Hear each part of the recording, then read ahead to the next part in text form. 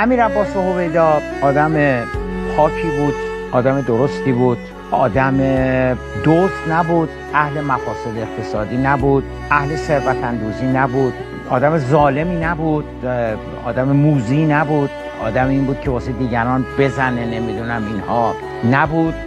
و من واقعا هیچ صفت مشمئز کننده ای رو و ناحق و ناجوری رو در خصوص امیر عباس هویدا نمیبینم. نتونستم این مقداری که در خصوص نظام پهلوی مطالعه کردم واقعا هیچ نکته منفی فاجعه آمیزی رو در رابطه با امیر عباس هویدا ندیدم.